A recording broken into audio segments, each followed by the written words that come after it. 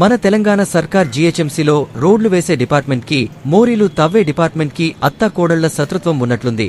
చెప్పడానికి వినడానికి ఇది జోక్లా అనిపించినా వీళ్ల చీత్కారం పనుల వల్ల జనానికి నిత్యం నరకమే కాకుండా రాష్ట్ర ఖజానాకి కూడా పెద్ద బొక్కే పడుతుంది. ఒకరు మోరీలపై రోడ్డు వేసిపోతే మరొకరు మోరీల కోసం తవ్వేసిపోతారు. ఇది చూడండి, కృష్ణానగర్లో యూసఫ్గూడ మెట్రో నుండి శ్రీనగర్ కాలనీకి వెళ్లే ఎల్ఎన్ నగర్ గల్లీ మెయిన్ రోడ్ అసలే ట్రాఫిక్ తో రద్దీగా ఉండే రోడ్డు. దానికి తోడు సాయిరాం స్కూల్ బస్సులు కూడా ఈ రోడ్డులోనే పిల్లల్ని దింపడానికి ఆగుతుంటాయి.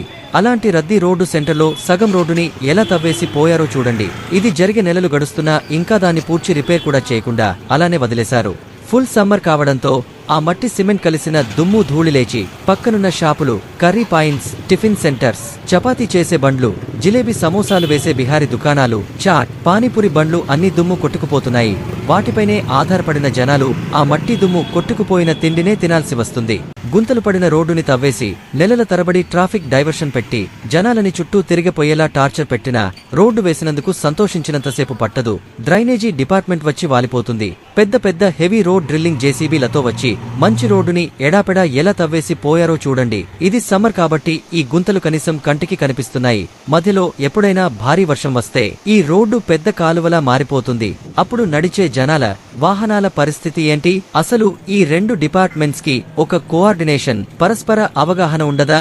సరే, ఎవరి డ్యూటీ కోసం వారు రోడ్డు వేశారు, తవ్వేసిపోయారు. మరి ఆ శిథిలాలను తొలగించి మళ్లీ రోడ్డుని సరిచేయాల్సింది ఏ డిపార్ట్మెంట్? ఈ డ్రైనేజీ డిపార్ట్మెంట్ ఇలా రోడ్డు మధ్యలో తవ్వేస్తుంటే ప్రైవేటు కేబుల్స్ కంపెనీలు వచ్చి రోడ్డు పక్కన తవ్వేసిపోతున్నారు.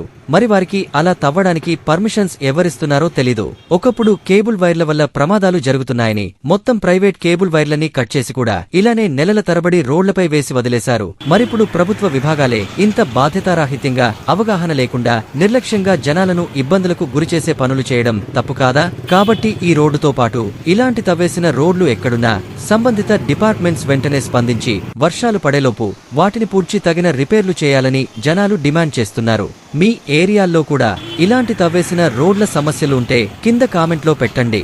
Please like, share and subscribe Surya tunes YouTube channel.